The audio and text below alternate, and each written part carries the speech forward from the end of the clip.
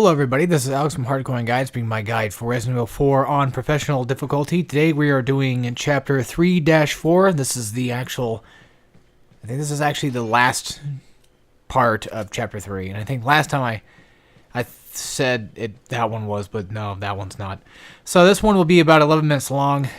Originally the video was about 15 because of deaths, but I cut those out. There's a part that's going to give us trouble, and it's going to have an Iron Maiden in there, so it's not Iron Maiden. The guy that can't see you, the blind dude. So it's going to have one of those. That's why it's going to be kind of tough. So we'll take care of that once we get to that part. I'll show you what I do there. And relatively, like I said before, this is a short chapter. It's relatively easy up until that part, I feel. I feel like that's probably like the hardest part here in this whole chapter. And probably one of the more tougher parts in the game. But then after that, it just... After that, it feels like it's smooth sailing for a little bit until we get to... When would it be? Oh, Christ. Oh. My brain, like, I can almost, like, picture what I'm thinking. Like, it's starting to come together, but I can't exactly put it all together. I mean, one part I know that's going to be really hard when we fight... When we go to that giant cave with all the fucking bugs in there and shit. Not the hive. I'm talking about, like, legitimately, like, the cave where it goes up and down, and you gotta hit 2 buttons. That's obnoxious. That's really annoying. So, merchant there, if you need it. Typewriter there, if you need it. This door looks like old Resident Evil style, and I like that, though. I don't know if that's a callback or what it is, really. And maybe it's just a design choice. It could just be a million other things, and I could just be overthinking everything, but to me, it looks like it's like an old, like, style Resident Evil, like, 1 or 2 type of door, and I like that. I kind of like that. Like that being there. I like that aesthetic to it. So, that room right there that's caged up, we have to open it via a puzzle, and we'll get to that once we do all this stuff. So, right here, I believe in that door, I think that takes you to a checkpoint. Again, if it has green text on it, it's a checkpoint door, so basically meaning that you get your automatic checkpoint. You press this bell, and then you shoot at the wine glass. You don't have to use a handgun. I recommend using a handgun mainly because it's just like a one simple shot, but other than that, I wouldn't worry about it. So, this is going to be a hard part. Now, you see I'm equipping the hand grenade for some strange reason. Do I fight them for... No. Okay, so at that point, I was thinking, like, okay, let's not do this right now. That's right. So, we'll come back to that when we get to that, but remember that I do equip the flash grenade, and that's for a reason. You'll see once we get to that part. So anyway, come to this room. Don't go into... If you're going to go into the other room, I'll show you how I do that in just a minute. But first and foremost, let's go ahead and take care of these things real fast. Let's see. From here, it's just a bunch of treasure and junk. So nothing really exactly too exciting or too special, to be fairly honest with you. Yeah, like, I think there's like a snake in here. That's probably like the most threatening thing out of all of this right now. Luckily, this was a shorter video. That way I can at least get this one edited and done before I have to worry about anything else. Because I already uploaded, like, part 3-3, so... Yeah, I'm working on it. I just have to figure out what the hell I'm going to do with my main channel, Let's Play-wise, as well, like, for my single Let's Plays. Oof. That's what's still bothering me. So, luckily, with that going on, I can at least put some focus toward my guides. But yeah, I did make a cut there. You guys might not have seen that. I don't know if you might have cut it or not. I wasn't paying too much attention again, as usual. But I did make a cut because I died multiple times on this part. So, what I'm doing right now, I don't exactly know. I might be going to the merchant. I might be going to save the game. I can't really tell what the fuck I'm doing. I think I'm going to the merchant.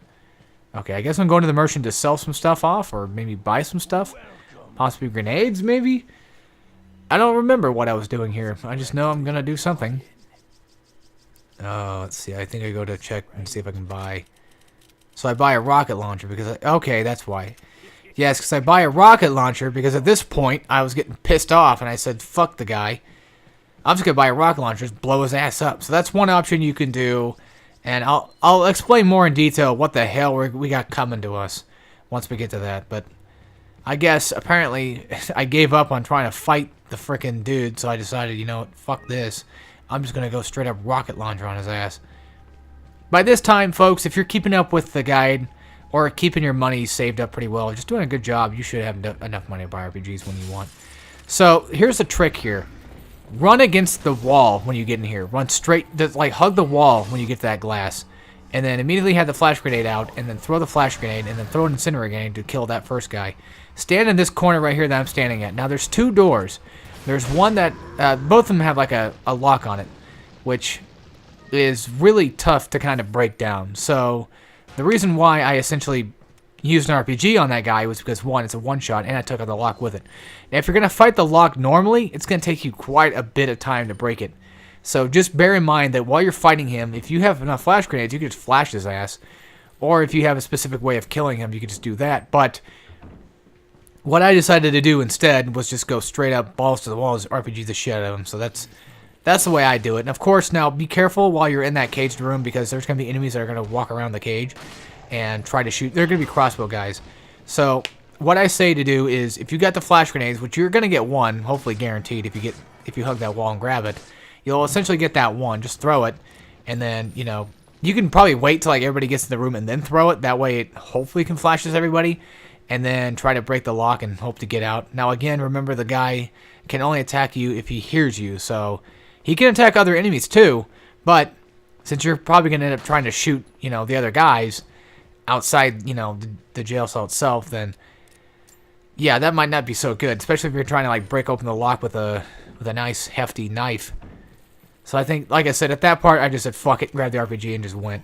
Now there's an RPG that comes up in this next room, so this will be a freebie. This will be the first freebie. I just go ahead and take some pop shots on these guys. Again, do this how you wish to do it. This is how I'm doing it. I have the ammo and I have the resources to do it. I know for a fact that not everybody's going to have the same resources as I will. So that's why when it comes to these kinds of guide videos, it's always best to kind of just, you know, take in mind that I'm not going to probably have the same stuff as you, and be a little bit more cautious, I guess, if you are watching later on, or just, I guess, a general form of advice for any like hard mode playthrough, especially Resident Evil games, is just be as cautious as you possibly can be. Unless you know for a fact that you know what you're doing, then you'll be fine. Now, there's one guy on the other side right there that sometimes runs up to the gate, so I took a nice pop shot on him. I think I got it like an insta-kill, so that was a pretty good shot. That was a pretty nice shot right there. There should be nobody else in here, but there will be enemies spawning in a second, and I don't know if I died. Maybe not. I don't know, but I remember having trouble with this part originally because you have 2 guys coming from both sides. You got that door up there and the door that we came from. And the first enemies that spawn, they spawn from the door that we come from. So you can probably honestly just hide down here and take them out, or you can do what I did, which was just shoot them, knock them down while they're coming toward you, and then shoot the lamp as soon as the other guys spawn in. Alright, so here we go. So yeah, these guys are immediately up here as soon as you pull the lever, so just go ahead and shoot them, take care of them, and then as soon as these guys spawn, I turn around instantly and knock down that lamp, but unfortunately missed completely, and that kind of fucked up everything. So, but if you're a really good shot with that, you can easily get that shot, you know, done and taken care of. But as you saw there, I completely messed it up totally. I know, isn't it surprising that I actually beat this game? I know, it's weird, right? I'm pretty sure by now everybody's probably thinking like, there's no way in shit he beat this. You know, he's fucking bluffing. Like, look at him. He thinks he's all fucking tough shit. Like, he can't beat this. There's no fucking way. Like, come on, guys. It's Resident Evil 4. I mean, come on. What do you expect? The only really essential, I feel like one of the hardest parts of the game would have to definitely be Krauser. No doubt. Like, he's one of the hardest bosses, in my opinion. I mean, granted, I know there's tricks to beating him, and there's easier ways to do it. I mean, hell, the knife's the strongest weapon you have against him, which is strange, I know, but it really is actually kind of true. You know, that's more like a timing fight, I know, but still, I feel like he's one of the hardest bosses, or at least one of the hardest parts, because he can be a tricky little motherfucker, though, no doubt. So, coming down here, break the glass, whichever way you want, and then grab the RPG. I guess you have to grab it from, like, one side. Okay. You have to grab it from the long side, I guess. You can't grab it from the outside here. Or, I guess the game just decides to say no. Luckily, I already used one RPG, so I had the room for it. So it just automatically goes into my party, and pretty much good. God, I love... You know, sometimes I actually do like watching me play this game, only because like I go so quickly through the menus, and I just get things done quick. I like that. I like getting things done quick. No, that's not a shell out to, you know, HDQ or SUDQ. I'm talking about just like legitimately, I like playing games fast. Not speedrun fast, but, you know, just playing them to the best of my ability. I remember one day my dad was mentioning something like, he's like, do you ever like go back through a game and just like try to beat it in like in a certain amount of time? You know, I wonder what they would call that. I'm thinking, like, it's called a fucking speedrun, you dumbass. Like, come on, man. I'm just kidding. But yeah, like, he did mention something like that, and I didn't really say anything back, but I find it funny, like, you know, adults don't really understand stuff as much, I guess. You know, people don't seem to understand that these things exist. That's the problem. Like, sometimes your ideas already exist, you just don't know it yet. It can be. It can be a factoid. That's the problem. Like, nothing's technically original in the world anymore, so we all just go off based on that. I think the hourglass, I don't think it needs anything combination into it, because I think it's already got like 12,000, you know, pesos on it, or petitas, whatever the fuck it's called again. So, yeah, it's pretty much already soloable. Alright, anyway, guys, that's the end of this, and I'll see you in 3-4. So, as always, take care, everybody. Wait, this is actually not the last one. Fuck, I'm stupid as shit. I forgot that 3-4 was actually technically the last one. Oops! I thought it was on 3-4. My bad. I meant to say 3-3. So, anyway.